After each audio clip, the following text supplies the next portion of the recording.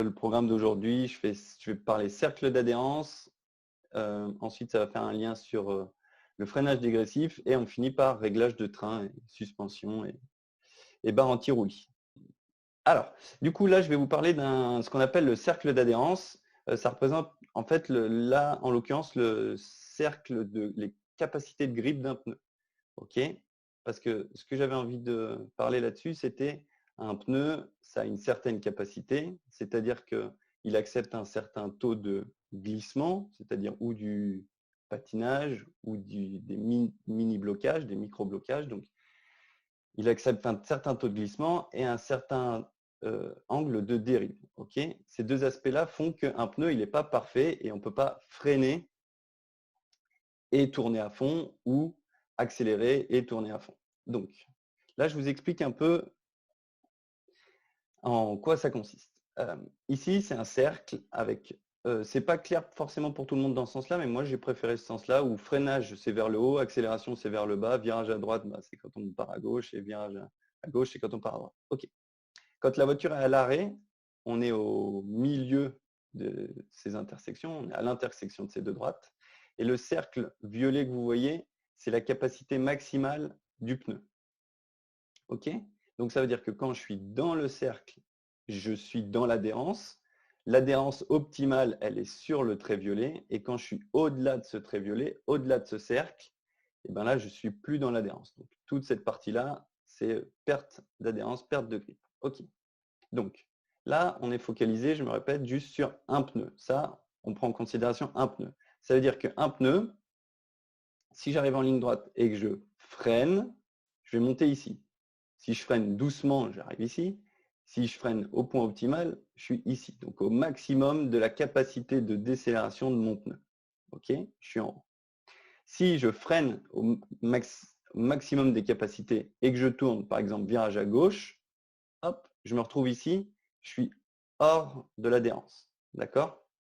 Donc ça veut dire que il va falloir moduler entre volant et frein.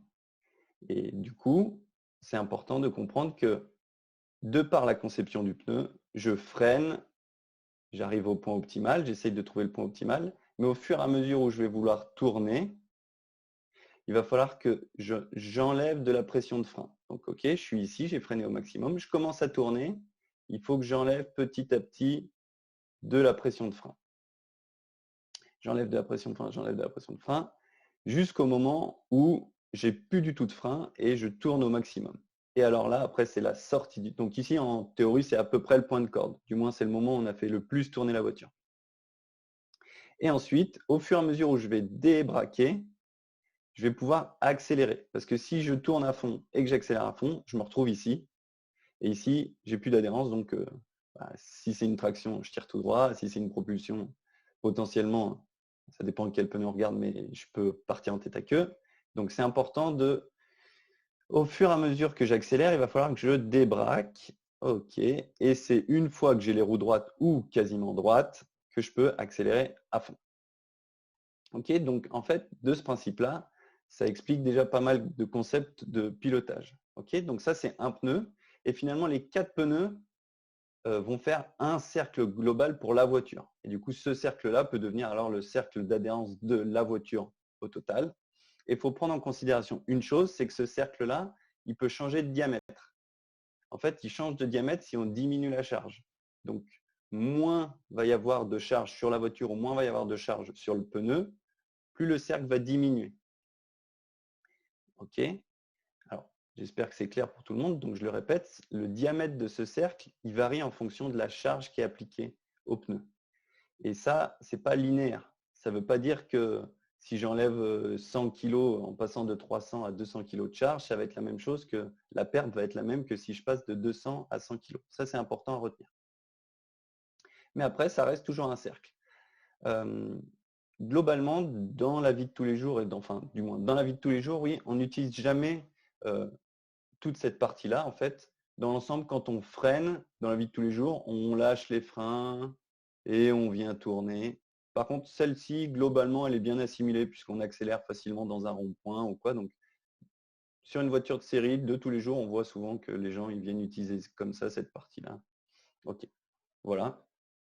Et donc, le plus gros du travail à chaque fois en pilotage et quand on commence à travailler sur les datas et l'exploitation du pneu, on voit que c'est cette partie-là à chaque fois de combiner freinage, virage qui est à travailler et à faire progresser. Ok, j'en profite pour faire une petite pause et juste regarder si vous avez des questions. Alors, selon le type de pneu, Mathieu dit, selon le type de pneu, est-ce que ça peut changer? Oui, ça peut changer puisqu'un pneu de série va être moins capable de combiner. Donc, un pneu de série, ça va être un peu différent. Là, on est vraiment sur un truc idéal que j'ai mis pour simplifier vraiment un cercle, mais normalement, c'est un peu plus une ellipse et la forme va varier un peu en fonction de. Plus ça va être un pneu slick, plus justement, ça va permettre de combiner et être bien, bien circulaire. Alors, j'essaye de revenir sur la question de Sylvain. Alors, si une limite d'adhérence est de 1,5 G sur du grip mécanique en virage lent, faut-il que le pilote soit à 1,5 en permanence? Ouais, l'idée c'est ça, sauf que du coup, le 1,5 G il va être valable à une certaine charge. Et donc, ce n'est pas tout le temps à ce 1,5 G qu'il faut qu'on soit, puisque le cercle varie. Ça ne varie pas énormément pour une voiture sans grippe aéro, donc une voiture, une GT qui a peu d'aéro, le cercle ne va pas varier beaucoup, ça va changer un petit peu avec les transferts, mais ce n'est pas énorme.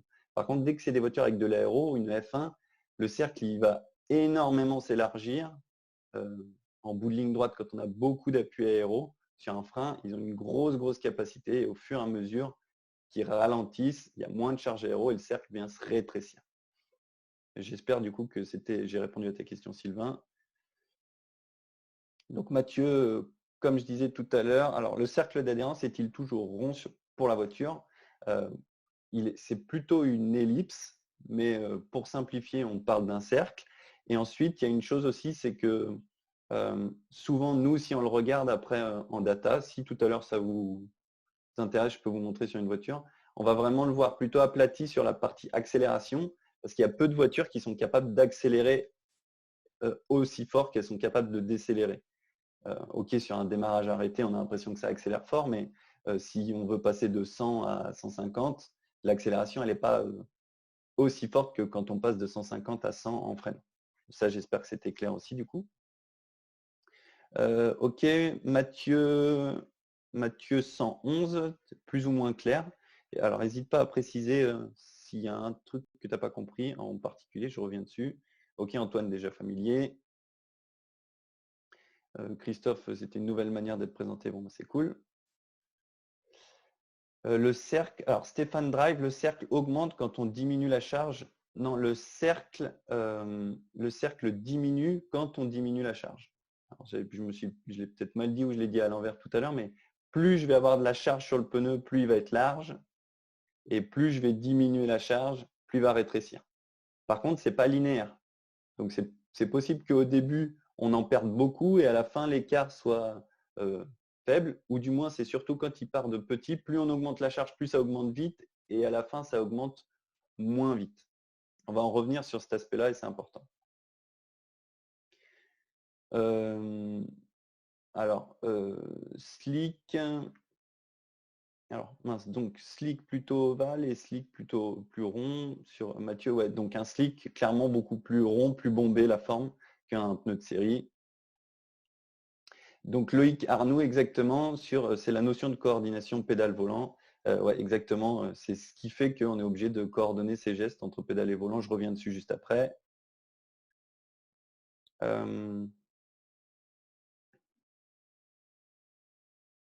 Donc François, pour moi, une GT3, ça commence à avoir un peu d'aéro. Donc oui, le cercle varie, mais varie beaucoup moins qu'une F1, diamètre du cercle.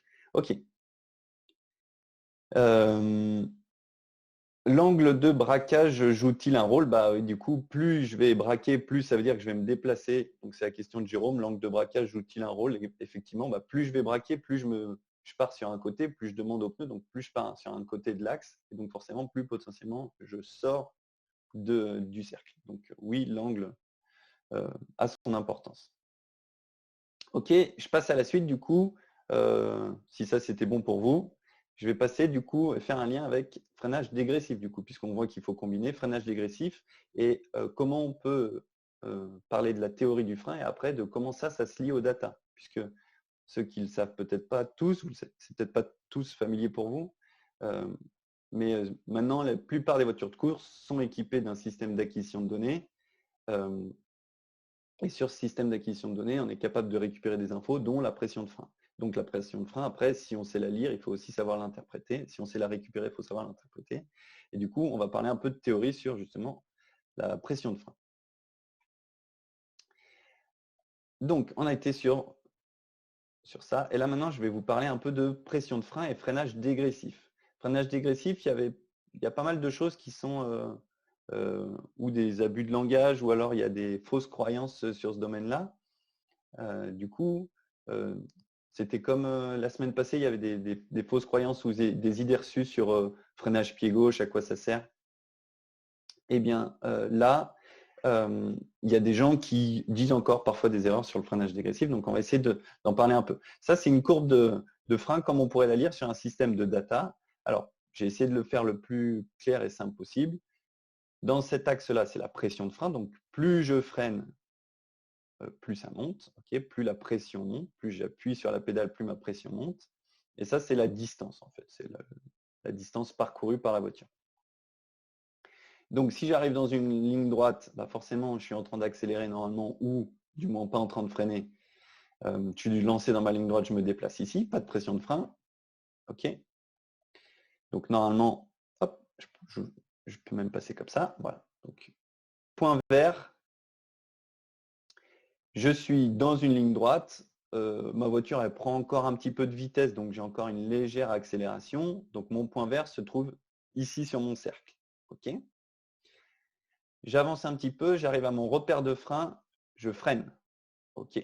Ma pression max, là, ici, tac, ma pression maximale, elle va être déterminée par combien je suis capable de passer de décélération. Donc, mon pneu, la charge à mon pneu. OK. Donc, je me retrouve ici. Ensuite, on parle de freinage dégressif. Oui, freinage dégressif, mais freinage dégressif tant qu'on a les roues droites, donc ça veut dire tant qu'on est seulement sur cet axe-là, on n'a pas besoin de perdre beaucoup de pression de frein si on a une voiture qui n'a pas d'aéro. Donc, sur la théorie, je n'ai pas de grippe aéro, donc ma charge au pneu, une fois que j'ai freiné, elle ne change pas, okay, ou peu. Donc, sur une GT qui a peu d'aéro, une Clio Cup, une Clio Cup, une Alpine Cup, on est quasiment capable de rester constant toute la première partie du freinage. Tant que j'ai les roues droites, mon cercle garde à peu près le même diamètre, donc je reste à peu près dans cette zone-là avec la même pression de frein. OK ? C'est seulement une fois que je vais commencer à vouloir tourner qu'il va falloir que je dégraisse. OK ? Donc, pour revenir sur ce premier aspect, la première partie de freinage roue droite, ça peut être quasiment constant si j'ai une voiture qui a peu d'aéro, voire pas d'aéro. Par contre, effectivement, sur une Formule 1, freinage dégressif, oui, au début, puisque le premier point, il va être plus haut. Et avec la vitesse, la perte de vitesse, on va tout de suite perdre beaucoup d'appui aérodynamique. Donc, mon cercle, il va tout de suite se réduire. Donc, il va tout de suite falloir que je sois dégressif. OK ? Donc, je me répète, voiture avec peu d'aéro, on est quasiment constant sur la première partie. Voiture avec beaucoup d'aéro, on est tout de suite très dégressif. D'accord ?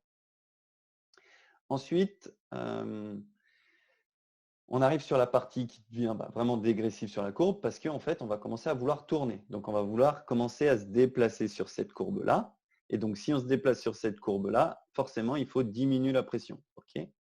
Donc, on passe à ce point-là où, globalement, quand j'ai diminué de moitié ma pression, ça veut dire que globalement, je me retrouve où je suis à peu près à la moitié de ce que je vais emmener en angle volant. OK ? Voilà, un peu plus que la moitié de mon angle volant. Et ensuite, alors je vois que vous envoyez des questions petit à petit, je vais regarder là dans 2 minutes.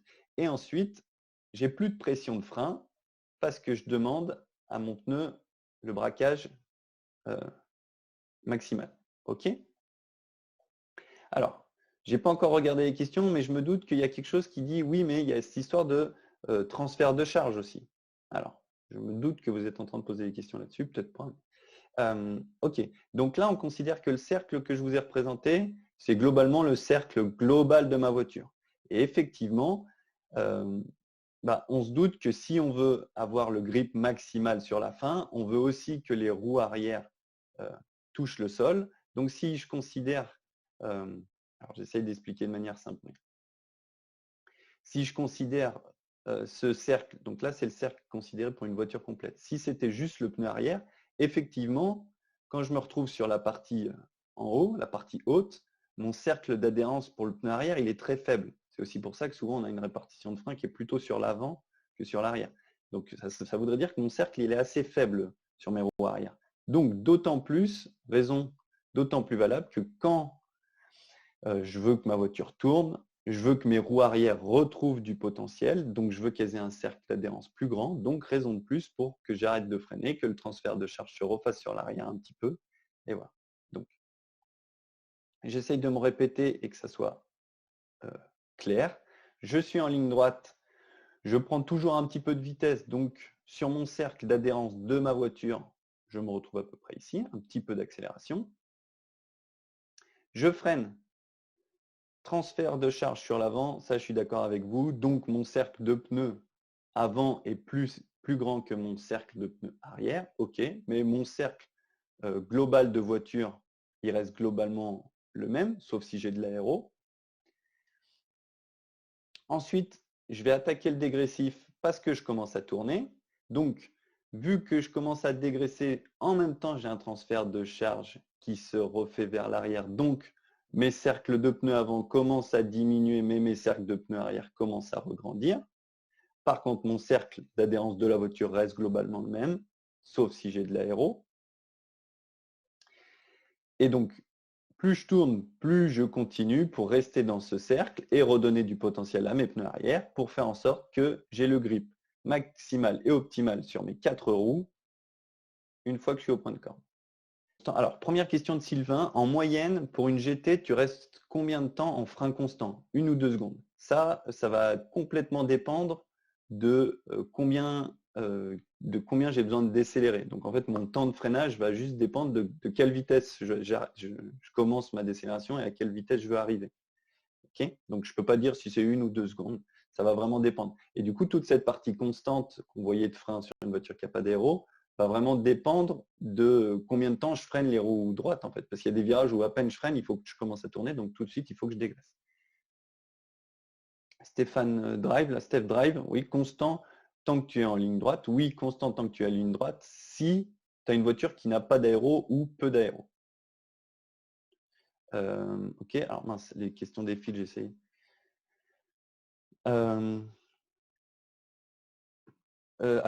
Question de Mathieu, peux-tu également faire le parallèle avec un pneu de série? Comment est-ce que cela doit varier avec un pneu de série?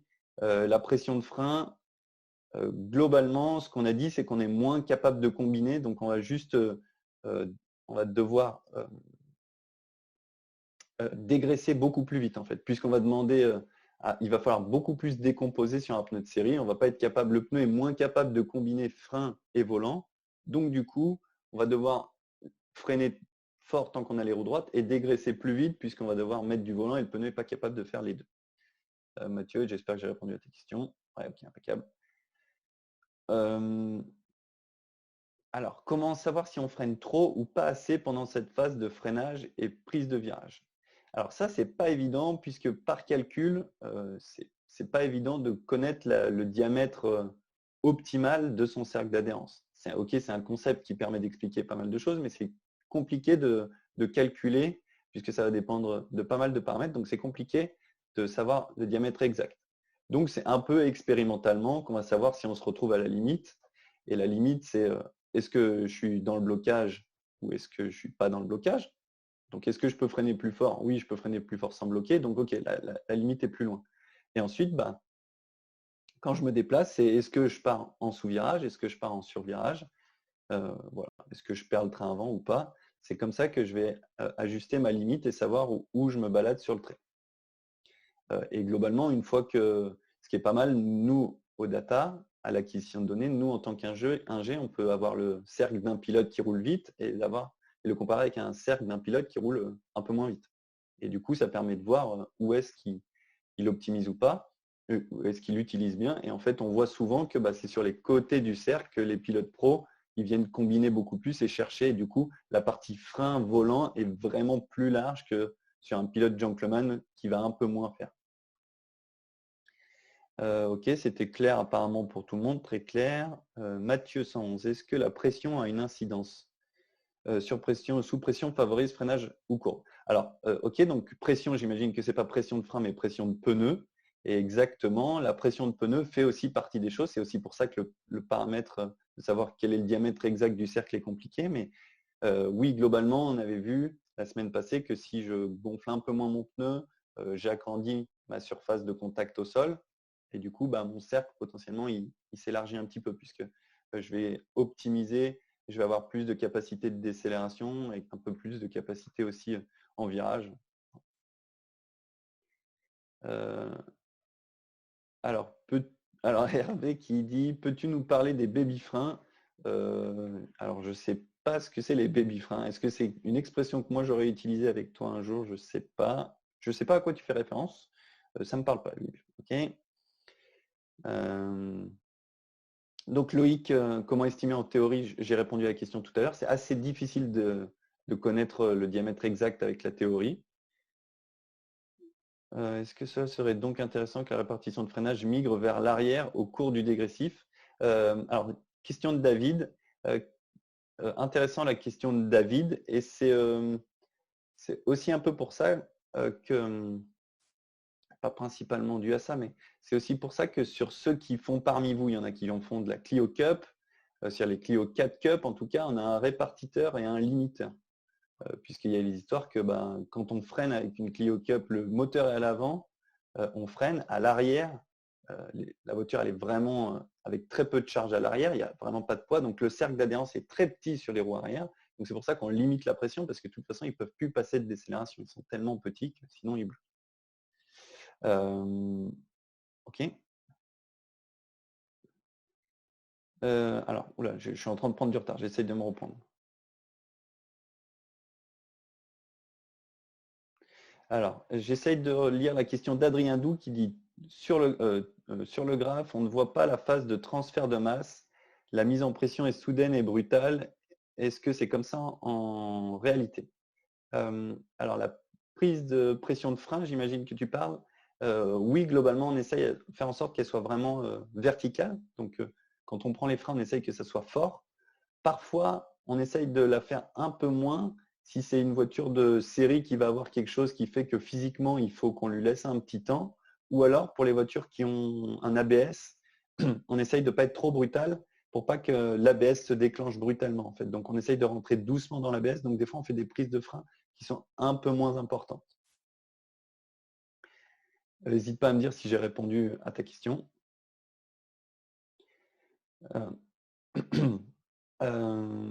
Le cercle d'adhérence est-il le même pour les roues arrière? Alors, bonne question de JP. Oui, c'est la même chose, puisque tes roues arrière, tu vas aussi leur demander un grip latéral ou un grip longitudinal. Donc, c'est la même chose. C'est juste que des fois, à l'arrière, ce n'est pas la même chose que l'avant. Donc, le cercle n'est pas le même à l'avant un instant T. À un moment donné, le cercle à l'avant n'est pas le même que le cercle à l'arrière. Mais en tout cas, oui, ils subissent. Donc, si je veux refaire un lien, sans essayer de trop vous perdre, mais si je veux refaire un lien sur la semaine passée, ce qui disait freinage pied gauche, c'était justement… tiens, on peut en parler. Tiens, allez, je vous montre parce que comme ça, il y a ceux qui étaient là la semaine passée qui n'ont peut-être pas compris ce sujet-là. Donc, je vous repartage mon écran. Sur l'histoire du freinage pied gauche. Et en fait, c'était quand on était dans un virage et qu'on voulait le frein pied gauche, ça peut servir à revenir chercher la corde. Alors, j'essaye de vous expliquer la théorie du truc. Si c'est mon pneu avant, ça, c'est le cercle d'adhérence dans mon pneu avant. Je suis dans un virage à droite. OK. Je suis à peu près à vitesse constante dans un virage à droite.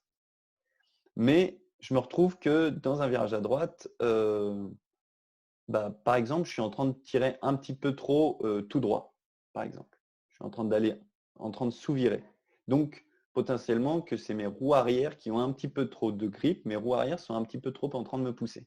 OK. Donc là, je regarde mon cercle d'adhérence de mon pneu avant. Je suis dans un virage à droite, vitesse constante. Je suis à peu près ici. Finalement, je suis à l'optimal, mais ma voiture, elle s'ouvre. OK. Donc, je vais essayer de perdre un peu d'adhérence sur l'arrière.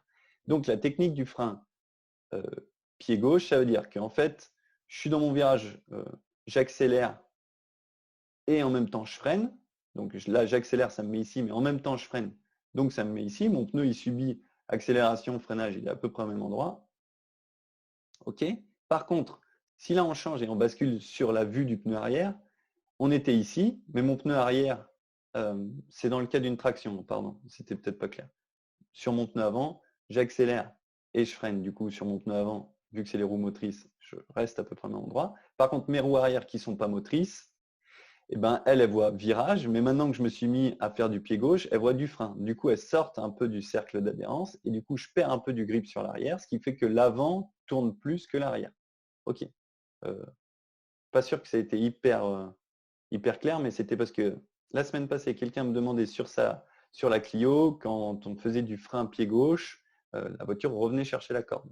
Du coup, c'est parce que sur le train avant, dans le virage, sur le train avant, je suis ici, j'accélère et je freine, donc en fait, je reste ici. Par contre, mes roues arrière, elles voient du virage et du frein, elles ne voient pas d'accélération. Donc en fait, je sors, je dégrade un peu le grip et du coup, ça me permet de faire pivoter l'auto. OK.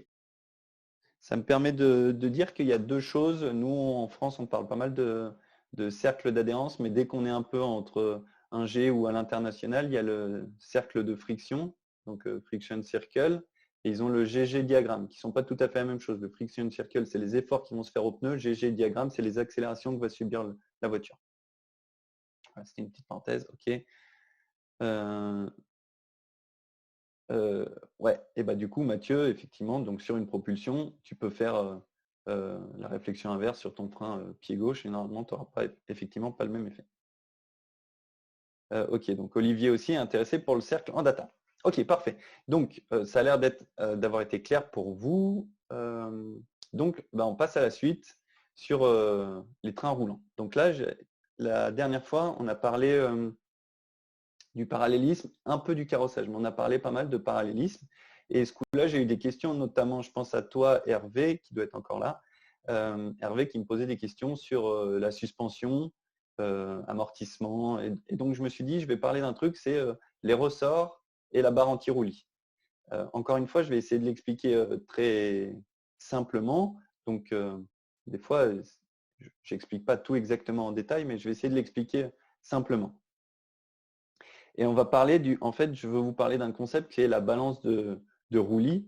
En fait, c'est la répartition de rigidité de roulis entre les axes. Donc, la balance de roulis, quand on parle de balance de roulis, c'est le rapport entre ma rigidité avant et ma rigidité arrière.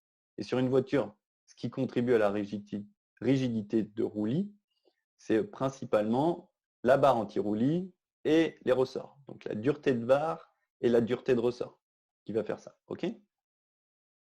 Donc, si ma balance de roulis, je dis j'ai 60% de balance de roulis, ça veut dire que à l'avant, c'est plus dur qu'à l'arrière. 60, donc l'avant, c'est plus dur qu'à l'arrière. Comme la répartition de frein, on prend en compte l'avant. Donc, OK. Mince, je lisais une question en même temps, mais donc voilà, donc on va parler de ça et pour essayer d'expliquer après, j'ai essayé de simplifier avec un petit schéma. Mais c'est l'idée de dire que en gros, plus je vais assouplir un axe, plus je vais redonner de la charge à la roue intérieure, ok. Et j'ai toujours plus à gagner à redonner de la charge, à redonner du potentiel sur la roue intérieure. Donc, si je reformule, quand j'assouplis un axe, je lui redonne du potentiel, principalement parce que je redonne de la charge à mon pneu intérieur. Et comme on a vu tout à l'heure sur le cercle d'adhérence, au début, le cercle d'adhérence, il grandit plus vite qu'à la fin. Donc, on a toujours plus à gagner à redonner du potentiel aux roues intérieures. Donc, globalement, ce qu'on va voir, c'est qu'à chaque fois, si j'assouplis l'avant, je vais gagner du train avant. Si j'assouplis l'arrière, je vais gagner du train arrière. Donc, si j'assouplis à l'avant, je gagne du train avant. Si j'assouplis derrière, je gagne de la motricité. ok, aussi du grip, mais je gagne aussi principalement de la motricité. Ça, c'est une chose. Donc ça, ressort et barre anti-roulis contribuent à ça. Ensuite, il y a forcément des... Tout ça, c'est des compromis, parce que formulé comme ça, on pourrait dire il faut rouler tout souple et c'est bien. Ensuite, il y a des paramètres importants qui font que, notamment si la voiture a de l'aéro, le ressort, il va être important parce que ça va être de combien ma voiture, est-ce que ça va être facile pour ma voiture de se comprimer ou pas. Et du coup, globalement, on essaye quand même de rouler assez dur et voire le plus dur possible devant. Trop dur, après, j'ai la roue qui saute et qui ne suit pas la route. Donc, j'essaye de trouver quelque chose, une rigidité devant qui soit en termes de ressort qui me permette de bien suivre le revêtement, d'accepter les vibreurs, mais de conserver une assiette aéro convenable. Pourquoi l'avant en priorité? Parce qu'en termes d'aéro, l'avant, c'est 5 fois plus important, allez, peut-être pas 5, mais 4-5 fois plus important que l'arrière. Donc, on regarde l'avant. Et ensuite, on ajuste l'arrière en fonction de l'avant. Ok, donc, globalement, surtout si c'est une voiture qui a de l'aéro, on va choisir sa rigidité de ressort avant au plus dur jusqu'à ce que ça soit acceptable et qu'on soit optimal aéro et suivi du revêtement. Et ensuite, on choisit l'arrière en fonction. Ça, c'est une chose. Ce n'est pas une chose exacte, donc je sais que vous pouvez me piéger sur ça. C'est qu'en vrai, il y a d'autres paramètres qui rentrent en compte. Et après, on rentre dans du fréquentiel. Les ressorts, on choisit une certaine dureté de ressort en fonction d'une certaine fréquence. Ok, ça c'est un peu plus poussé, mais c'est surtout pour les voitures qui ont de l'aéro. Donc moi, je voulais juste rester sur le concept de balance de roulis et le fait de comprendre pourquoi quand j'assouplis un axe, je lui fais gagner du potentiel. Je lis juste les questions avant de basculer sur la présentation. La conduite sur glace est une excellente expérience. Ok, parfait Marco, je suis d'accord avec toi. La conduite sur glace l'hiver, c'est top. Du coup, avec les compressions détente rapide, tu règles l'aéro. Sylvain, les compressions et détentes, là tu me parles d'amortissement et l'amortissement, ça va plutôt influer en transitoire. Donc ça ne va pas vraiment être agir énormément sur l'aéro. Ça va changer tes transitions entre tes phases. Entre je suis en ligne droite, je freine, ça va me changer certaines choses. Je lâche les freins, je commence à accélérer. Voilà. Donc là, toi tu me parles d'amortissement et là je n'en parle pas pour ce coup-là. Ok. Alors je bascule sur la présentation. Ok, normalement. Donc, j'essaye de vous faire un exemple avec une voiture en ligne droite. J'espère que c'est clair pour tout le monde. Là, c'est l'arrière de ma voiture. Là, c'est l'avant. Et forcément, c'est une voiture vue d'en haut, en fait. Donc, ça, c'est ma charge. C'est une charge en kilos à la roue avant gauche, charge à la roue avant droite, roue arrière gauche, roue arrière droite. OK.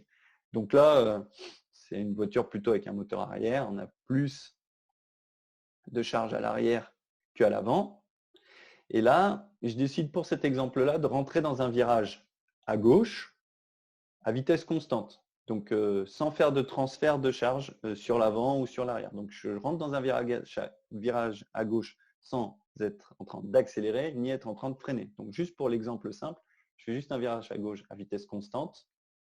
Et donc, je vous montre que virage à gauche sans freiner, ok, je vais me retrouver à avoir un transfert. Je vais avoir 50 kg à l'avant gauche, donc roue intérieure avant gauche, 350 kg, bon c'est un exemple pour cette voiture-là, 350 kg à droite, et à l'arrière 130, 470. Donc on voit qu'à l'avant gauche, j'ai perdu 150, bon forcément je les retrouve de l'autre côté. À l'arrière gauche, je perds 170, ok, je les retrouve de l'autre côté. Ça c'est une chose. Maintenant, on se retrouve que là, la voiture, elle a tendance à sous-virer. Donc, elle a tendance à survirer, pardon.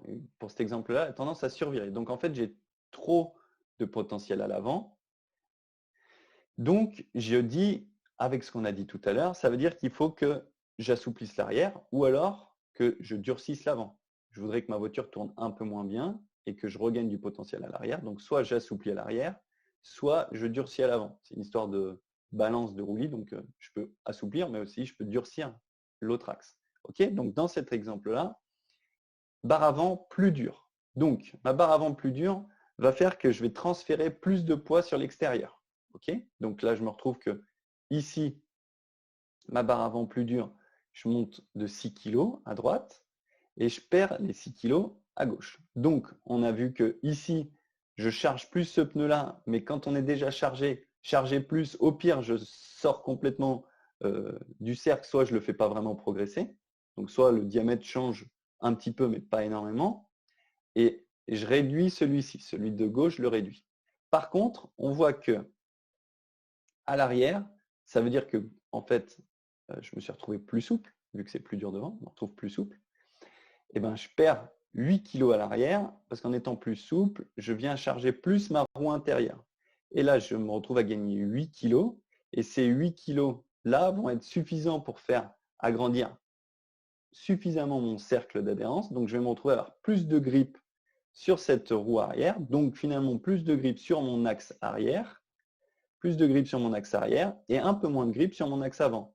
Donc du coup, d'une situation de survirage tout à l'heure, là je me retrouve à une voiture qui est stable, un peu plus stable. Ok. Voilà. Alors c'était cet exemple-là. Je reviens juste pour voir si vous avez des petites questions. François, alors c'est un exemple, 6 ou 8 kg, ça peut dépendre de la typologie de pneus. Il y a des pneus qui vont être très réactifs à un petit changement de charge, et il y a des pneus qui ne vont pas beaucoup réagir à ça.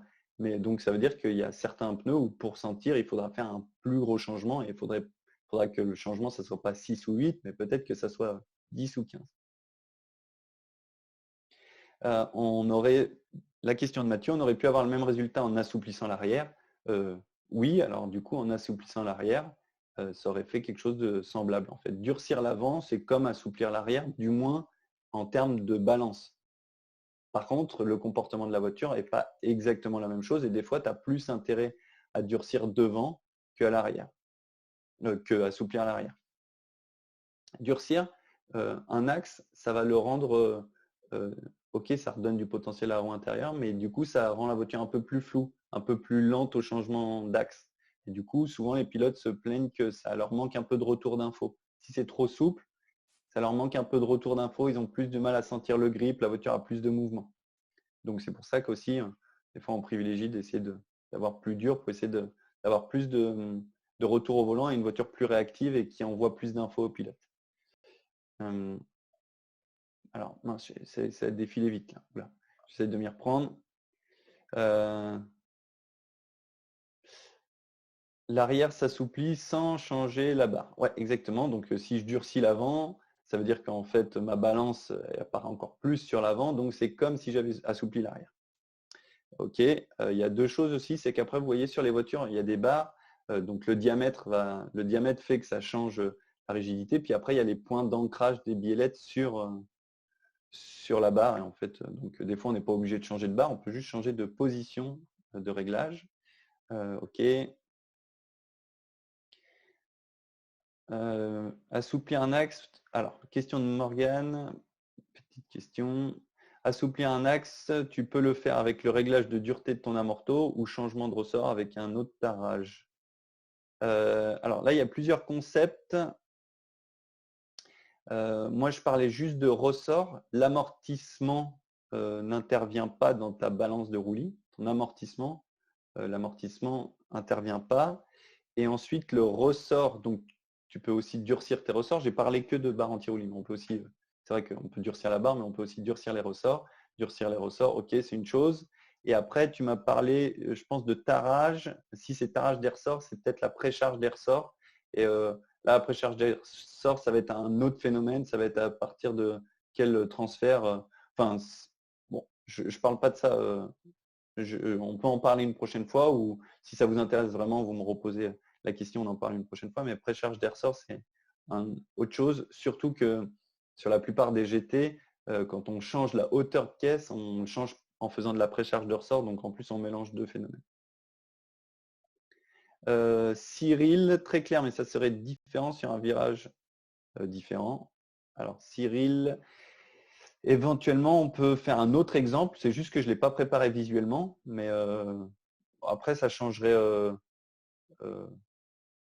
Alors, je ne suis pas sûr d'avoir compris la question. Très clair, mais ça serait différent. Sur un virage différent. Ouais, alors sur un autre type de virage. Donc là, déjà, j'ai fait à vitesse constante. Donc il y a déjà moins de transfert sur l'avant. Les chiffres auraient bougé différemment si on était en phase de frein ou en phase d'accélération. Par contre, globalement, ce changement ressenti dans ce virage-là va se ressentir partout dans le circuit. Sauf qu'on considère qu'une voiture qui a de l'aéro, ça va avoir de l'influence sur des virages en dessous de 90, 100 km/h. Si la voiture a de l'aéro, ces changements de réglage ne vont pas avoir tellement d'influence pour les virages au-dessus de 100 km/h. OK.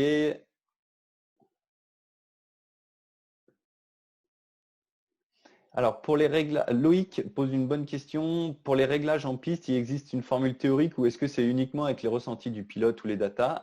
En fait, c'est un peu un tout. Le pilote, c'est considéré comme un capteur. En fait, c'est un capteur comme un autre. Donc, le pilote fait partie des datas qu'on a en entrée. Donc, ce qu'on est capable de voir aux datas et ce que le pilote va nous dire, ça, c'est important. Et oui, avant même d'aller sur circuit, il y a de la théorie, puisque la théorie, on est capable de l'utiliser, toutes les formules mathématiques physiques, pour faire des simulations.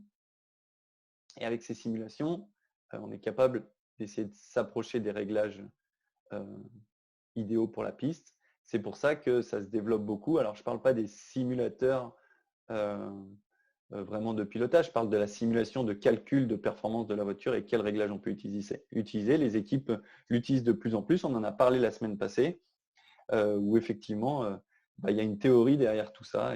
Et notamment, quand j'ai parlé, il y a les histoires de fréquences. Et voilà. Mais l'expérience a encore une grosse part et le ressenti pilote, c'est très très important. Du coup, c'est même dur de progresser quand le pilote a un mauvais retour technique et ça arrive même chez les pilotes de très haut niveau. Alors François, c'est une bonne question aussi. Dans quel cas assouplir l'arrière au moyen de la barre ou du ressort? Le ressort va beaucoup influer sur ce qui va être longitudinal, donc quand je freine ou quand j'accélère, le ressort. Donc ton phénomène, si c'est de la motricité pure, des fois, tu as intérêt à motricité pure roue droite, tu as intérêt à venir chercher du ressort plus souple plutôt qu'une barre.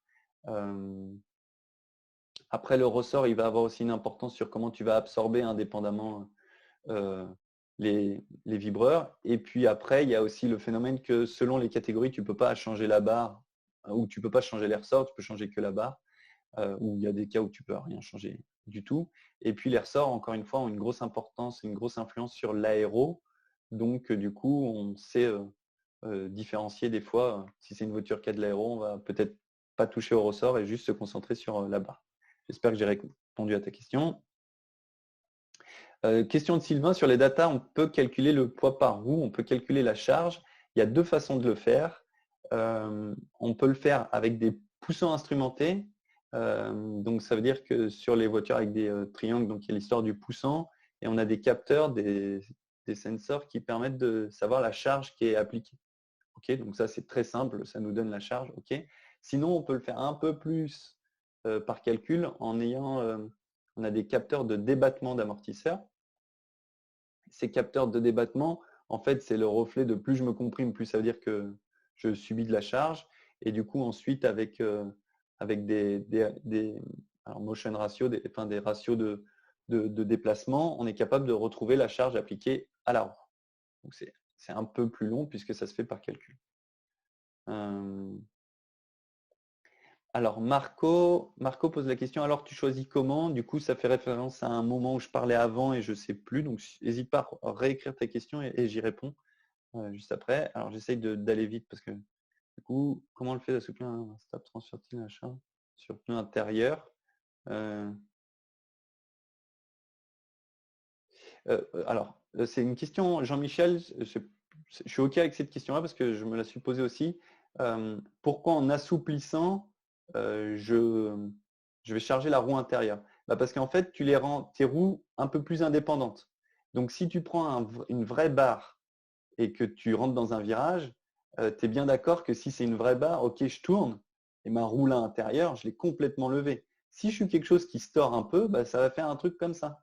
Et du coup, j'ai un peu gardé ma roue un peu plus au sol. Ok, j'ai essayé d'exagérer et de simplifier le truc, mais si c'est dur, c'est rigide, donc mes deux roues, elles se déplacent de la même façon. Ok, si c'est souple, j'arrive à faire un truc un peu comme ça, quoi. Et donc en fait, ma roue intérieure regagne un peu de charge. J'espère que avec mes mains, j'ai bien expliqué le truc.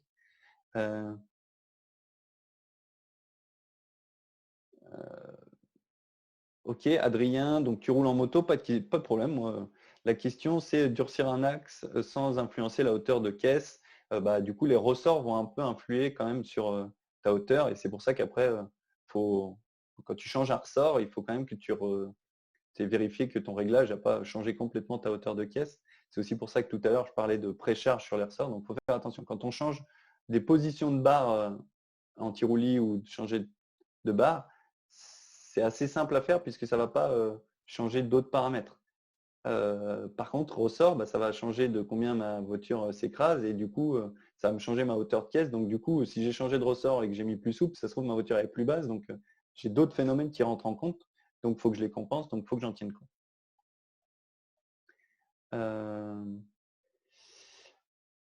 Hervé, idem sur l'amortisseur. L'amortisseur, on peut faire un petit lien. L'amortissement, c'est un gros sujet puisque c'est compliqué, c'est de la mécanique des fluides et c'est pas simple. Il y a vraiment des spécialistes dans le domaine. Moi, je suis pas un ultra spécialiste, mais en gros, oui, c'est la même logique. Si tu veux retrouver de la motricité, tu vas assouplir. Euh, Par exemple, si tu veux, sur ta propulsion, tu veux retrouver de la motricité, tu vas assouplir. Si tu veux dégrader un peu, tu vas durcir. Mais encore une fois, l'amortissement, c'est vraiment en régime transitoire. Donc, c'est encore autre chose et ça influe sur d'autres moments. Et si ça vous intéresse, on peut faire la prochaine fois un passage sur l'amortissement. Ok Olivier, donc j'ai pas ouvert ton doc, mais ok, apparemment pour aller plus loin, tu as partagé un document, impeccable, merci. J'espère que c'est bien, ça se trouve, tu nous as fait un piège, tu as mis un nom et c'est pas du tout ça.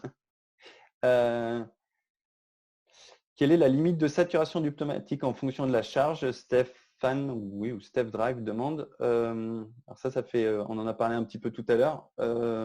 C'est difficile de savoir en théorie sans avoir fait des mesures et c'est ce que font les équipes de haut niveau, passent beaucoup de temps à essayer de comprendre le pneu parce que si on a peu d'outils, c'est difficile de savoir la charge maximale autorisée par le pneu, si ce n'est de le faire par expérience ou expérimentalement à force de récupérer de la data. Ok, donc Olivier qui dit merci Olivier, donc ça se remercie entre Olivier. Alors, dernière question apparemment pour l'instant. Du coup, avec une auto avec aéro, tu commences par quoi? Aller chercher du grip, aéro ou amorto ou pression. Une voiture qui a de l'aéro, c'est vraiment important du coup, l'aéro. Et on va essayer de travailler beaucoup l'assiette. Et l'amortisseur, ça va venir un petit peu après pour revenir peaufiner ou venir influer un tout petit peu sur certaines choses. Donc oui, on travaille en priorité surtout l'aéro. Donc sur une auto, on commence différentiel, réglage un peu mécanique du comportement. Après, on va chercher l'aéro, on peut peaufiner avec l'amortisseur et les pressions interviennent un peu tout au long pour essayer de maîtriser le pneu. Mais les pressions, c'est à la limite pas le plus compliqué parce que c'est assez répétable d'un circuit sur l'autre. Donc Marco, j'espère que du coup j'ai répondu à ta question de dire ouais, dans l'ensemble, globalement, c'est pas une vérité absolue, mais grosse importance différentielle. Ensuite, balance de roulis, ressort barre anti-roulis. Ensuite, ça c'est aussi un peu avec l'aéro, plus après les angles d'aile et tout ça. Ensuite, amorto et puis pression un peu tout au long.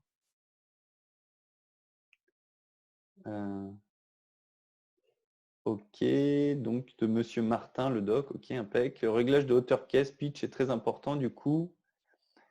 Ouais, ça c'est un autre sujet qu'on peut aborder. Alors la hauteur de caisse, ça j'en ai pas parlé, c'est un autre sujet. Donc pitch, c'est l'assiette de la voiture, la différence entre la hauteur de l'axe arrière et la hauteur de l'axe avant. Voilà, donc c'est ça qu'on appelle pitch ou les Anglais ils disent rec.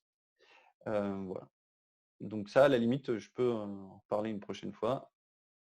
Sur une auto, tu penses que le montage d'une barre serait un plus? Écoute, ça, sur une Clio 2, j'ai pas trop d'expérience. Il y a une petite particularité, c'est que sur les tractions, de toute façon, ouais, les barres derrière, on est déjà au plus souple qu'on peut, globalement. Mais allez, je suis pas super à l'aise pour répondre à ta question sur la Clio 2. Est-ce que sur une auto sans barre anti-roulis, donc la Clio 2, il n'y avait même pas de barre anti-roulis à l'avant? Ok, je savais pas. Tu vois, donc là, ouais, ok, tu auras intérêt en tout cas à l'avoir pour maîtriser un peu plus les phénomènes de transfert entre ta gauche et ta droite, oui. Après, à monter, ça doit être compliqué. J'ai plus de questions qui arrivent. Est-ce que vous avez des questions encore? N'hésitez pas. Donc là, ça fait maintenant 1 heure qu'on est ensemble. Et n'hésitez pas aussi, à partir de maintenant, aussi à me dire si c'était clair, si c'était bien, si c'était moyen bien, si vous voulez qu'on refasse des choses comme ça, des formats comme ça. Merci Mathieu. Voilà. Alors, j'ai pas suivi tout au long, mais je vois qu'on est encore 65, donc ça veut dire que vous avez été nombreux. C'était super pour moi. Je suis fier et très content. Dans l'ensemble, tous les retours sont bons en fait. Ok. Bah, merci, c'est gentil. Donc en fait, là, j'ai essayé de changer un petit peu. On voit un peu plus en superficie parce que dans l'année, je fais des formations où on rentre un peu plus en détail. Après, ma question, c'était est-ce qu'il y en a beaucoup d'entre vous, enfin, est-ce qu'il y en a entre vous que ça intéresserait d'approfondir plus et à ce moment-là, d'essayer de faire un format différent, pas forcément le samedi, mais un format différent ou avec des groupes plus petits, quitte à mettre un petit, un petit tarif à l'entrée plus petit et qu'on aille plus en profondeur. Ça, n'hésitez pas à me le dire aussi si du coup ça vous intéresserait ça que ma formation, je la passe un peu plus en ligne. Moi, j'avais peur que ça enlève un peu d'interaction, mais finalement, j'ai l'impression que ça vous va. Et puis après, c'est assez simple aussi, tout le monde peut rester chez soi. Donc, n'hésitez pas à me dire aussi s'il y a un format, quitte à ce que ça soit payant, avec un peu moins de monde, un peu plus en détail et peut-être sur un format de 2 heures, parce que je ne crois pas trop à rester plus longtemps que 2 heures en ligne. Même là, 1 heure, 1 heure et demie, je pense que j'en ai perdu un peu entre vous. J'essaye de reprendre au fur et à mesure que là, ça a défilé vite. Ok, alors, ok.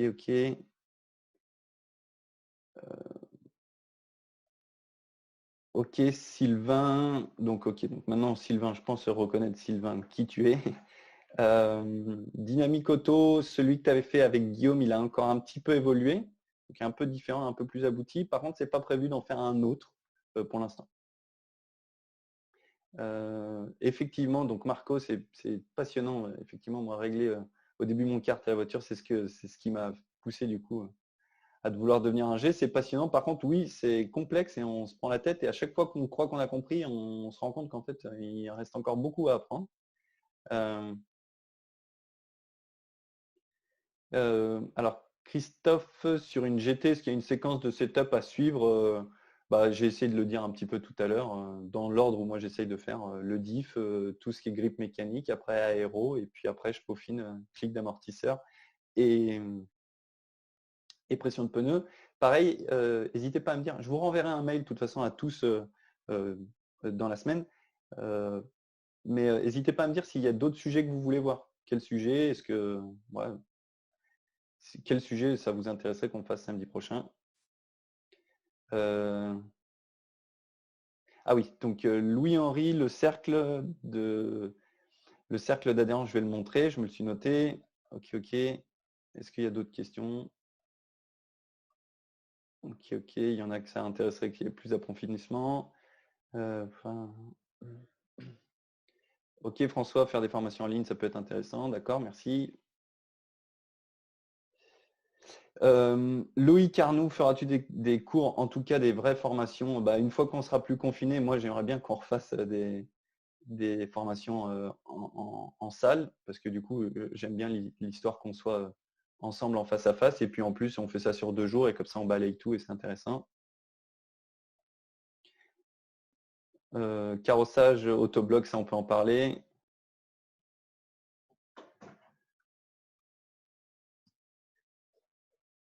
Ouais, bah, du coup, n'hésitez pas, il y en a qui l'ont fait à bien me dire les thèmes que vous voulez qu'on aborde. Allez, je suis en train de ralentir. Aujourd'hui, c'était bien, ouais, session, réglage, ok. Bon, bah, impeccable. Après, ah oui, salut Magnum, ouais Mathieu, ouais, c'est la petite moustache, avec tout le confinement moustache. Ça va finir terrible. Non, après, ça peut même devenir un hommage parce qu'il me semble qu'il y a même, parmi nous, il doit y avoir Jean-Pierre Josso et du coup, bah voilà, la petite moustache à la Jean-Pierre Josso, c'est la classe. Et ceux qui ne connaissent pas Jean-Pierre Josso, ils regardent sur Internet et du coup, vous allez voir, c'est impressionnant.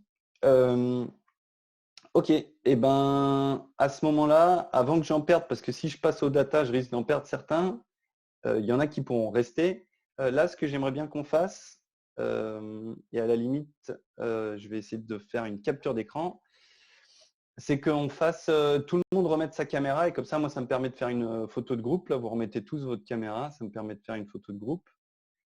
Et puis après, bah, ceux qui en ont marre, ils peuvent quitter. Et puis ceux qui restent, bah, je vais montrer à quoi ça ressemble sur les datas. Ça va me mettre un peu plus de temps à mettre en place.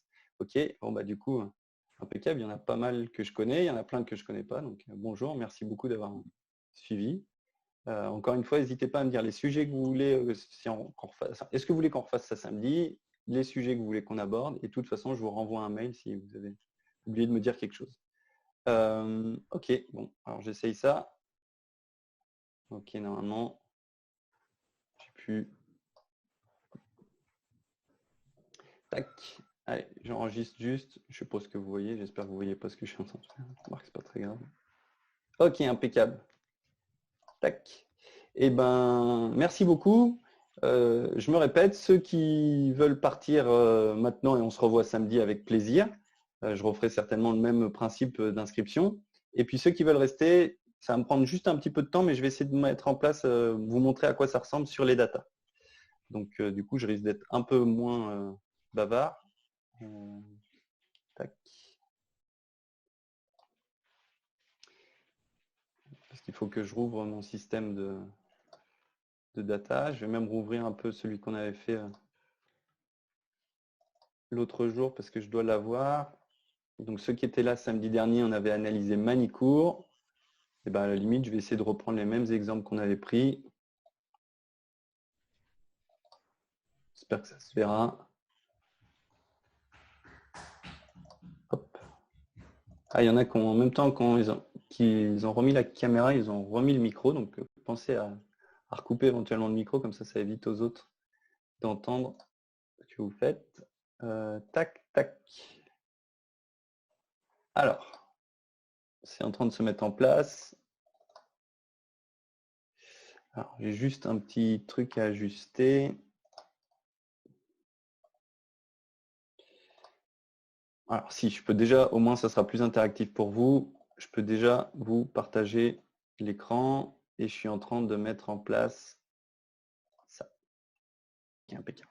Alors, là, je suis en train de me focaliser là-dessus, là, ce qui est en haut à droite. Alors, c'est juste que, ok, je peux le faire déjà de cette façon-là. Ok. Donc, je vous le mets pas en trop grand parce que en point après, c'est moins pertinent, vous n'allez pas le voir, mais en gros, ça c'est pas grave, je l'enlève pour ce coup-là. Tac. Ok. Est-ce que du coup vous reconnaissez un peu le cercle là? Ouais. Du coup, ça c'est fait avec euh, les accélérations de la voiture.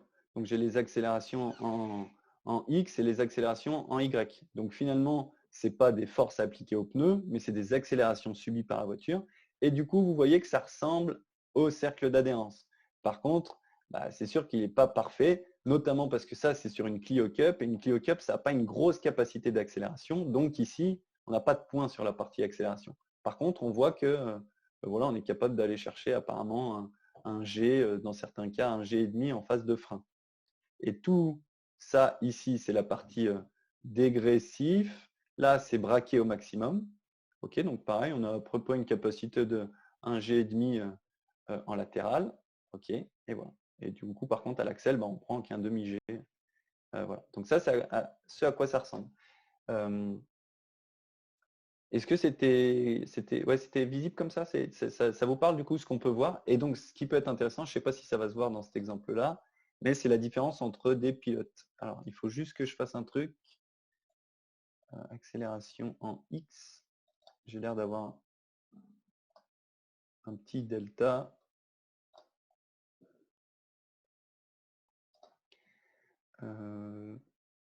Ok. Alors, pardon, je me retente un truc.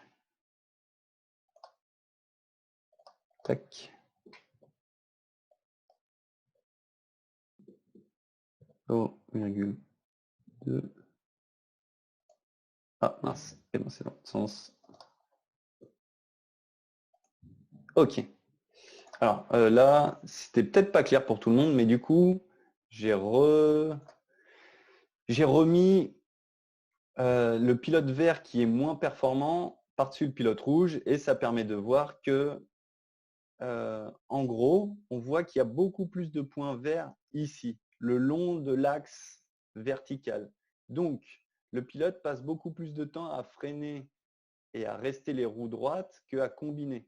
Et on voit aussi qu'il y a beaucoup moins de points verts ici, où c'est du gros frein combiné, un peu moins gênant de ce côté-là, il y en a un peu, mais on voit que globalement le cercle rouge est déjà plus large que le cercle vert, et que globalement dans le rouge, il y a plus de points ici, ce qui veut dire que le pilote vert, il pourrait progresser à freiner déjà un peu plus fort et à venir freiner et tourner et optimiser cette partie-là. Par contre, comme je disais, vu qu'on a l'habitude tous les jours, même dans les d'accélérer et tourner, ça c'est pas très compliqué. Donc là, les points verts, c'est la même chose que les points rouges. Ok. Voilà à quoi ça peut ressembler comme ça, mis en place rapidement. Tac. Et là, normalement, je vous revois en grand. Ok. Est-ce que ça. Donc, bah, n'hésitez pas à me dire si du coup vous avez compris et réussi à faire le lien entre les datas et ce que je vous ai expliqué tout à l'heure.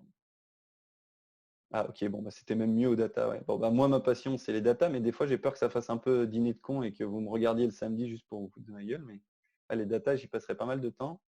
D'ailleurs ça pareil, hein, si vous voulez qu'on refasse les datas, parce qu'on avait fait un peu samedi, mais. Alors est-ce qu'il y a eu des questions? Alors oui, Olivier Rollet, il y a pas mal de points aussi parasites, hein, tu sais, avec les sauts sur les vibreurs ou quoi. Donc le cercle n'était pas parfait en accélération, il y a des points parasites, il faudrait filtrer un peu la donnée. Là, je l'ai fait vite fait. Euh, ouais, une vitesse d'entrée plus faible, effectivement, bah, du coup, le pilote en vert, comme dit Cyril, il s'arrête les roues droites. Et vu qu'il ne va pas combiner, il est obligé de s'arrêter un peu plus pour pouvoir soulager les freins et tourner. S'il combinait, il pourrait rentrer un peu plus fort. Euh, Eh ben, impeccable, ça vous a bien plu les datas. Tu es sur Motec Pro, alors Jérôme, bah, je m'y mets un peu parce qu'en ce moment, je suis en train de bosser avec. D'ailleurs, il y en a peut-être qui sont par là, mais je bosse un peu en e-sport et du coup, avec e-racing, on s'est mis un peu sur Motec. Donc là, en ce moment, je passe un peu de temps sur Motec. Pour ceux qui ne savent pas, Motec, c'est un logiciel d'acquisition de données qui est libre et il y a du coup les jeux de simulation permettent de récupérer les données, la télémétrie, et en fait de venir les analyser sur l'ordi. Voilà. Vers s'il n'y en a pas de référence. Alors, si on n'a pas de référence, la question de Lucas, c'est toujours un peu la même chose. Si on n'a pas de référence, c'est plus difficile d'analyser les data, mais c'est aussi pour ça que j'ai fait un peu la référence à la théorie. Et du coup, même sans référence, on sait à quoi doit ressembler le frein.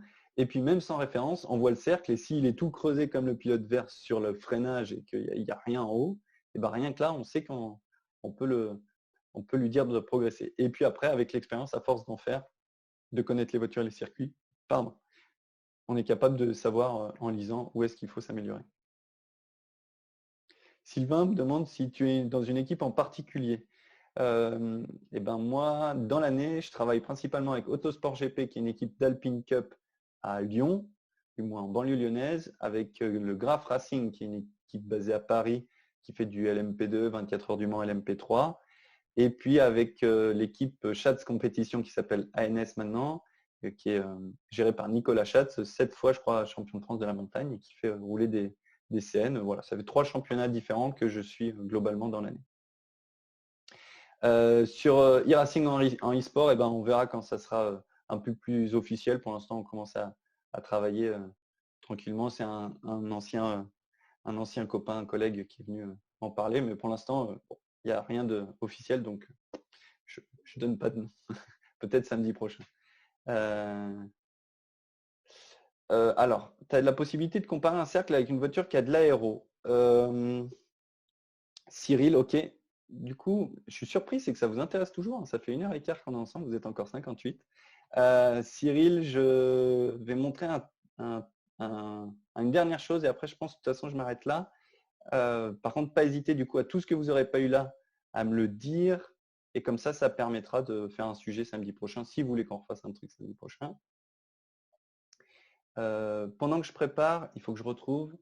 Pendant que je retrouve le truc, n'hésitez pas aussi, ceux qui veulent en savoir un peu plus, ou sur moi, ou sur les formations, d'aller voir sur Internet. Il y a mon site qui est assez facile à trouver, salulinger.com. Et vous avez pas mal d'infos. Alors pour l'instant, avec le confinement, il n'y a pas de date de formation. Il y a ce sujet de savoir si vous voulez que je le fasse après en visio, où je peux faire pas mal de sujets et approfondis. Et puis si on est des petits groupes, ça peut être cool. Oula, mais il y a eu plein de questions qui sont arrivées. Est-ce qu'on voit l'influence de l'aéro? J'avais trouvé une anecdote qui était marrante. Du coup, je vous la montre. Alors, du coup, ça, c'était à gauche. C'est un cercle de Ayrton Senna en 87, donc F1 en 87. On reconnaît le cercle. OK, par rapport à ce que je vous ai expliqué. Faites attention, par contre, il est inversé par rapport à ce que je vous ai montré. Par convention, ils ont mis accélération en haut, freinage en bas. Donc, on voit une grosse capacité à freiner. Par contre, pas énormément de capacité. Voiture instable, pas énormément de capacité. Je vous montre sur la caméra. Je ne peux pas vous montrer. Je suis bête. Alors, pardon. Donc là, c'est le frein. Grosse capacité de décélération au frein. Par contre, pas énormément de capacité ici de combiner. Voiture un peu instable. OK. J'ai mis l'évolution avec l'arrivée vraiment de l'aéro en 93. Et là, c'est Herbert à Silverstone. OK, donc en termes d'accélération, ça prend un peu moins de G, mais c'est parce qu'il n'y a pas de grosse accélération par rapport à l'autre circuit. Donc bon, on ne prend pas en compte. Par contre, on prend en considération le latéral. On voit qu'ici, en latéral, on était à 2,4 en gros pour Ayrton Senna. Là, ensuite, on est passé à 3 et quelques G avec l'aéro. Donc énormément d'amélioration. Une courbe beaucoup plus pleine ici. Et globalement, par contre, après, on a à peu près la même capacité de décélération au frein en longitudinal. Mais c'est pour vous montrer que le cercle s'est élargi sur la capacité en virage et le fait qu'on peut combiner pas mal. Voilà. Eh bien, écoutez, j'espère que c'était clair et que ça vous a plu. N'hésitez pas, pareil, à prendre contact avec moi. C'est assez simple et en ce moment, globalement, on a tous pas mal de temps. Pardon, j'ai pas vu Mathieu 111, est-il possible de récupérer les data sur Assetto Corsa? Oui, bien sûr, tu peux le faire, n'hésite pas à m'écrire. Donc n'hésitez pas à m'écrire sur Facebook, sur Instagram ou par mail. De toute façon, si vous n'avez pas mon mail, vous me le demandez par Facebook, je vous l'envoie. N'hésitez pas à me poser des questions, à discuter, on crée du lien et à me faire votre retour. En tout cas, c'était un plaisir, merci beaucoup. Et puis, selon vos retours, qui ont l'air d'être bons, certainement à samedi prochain.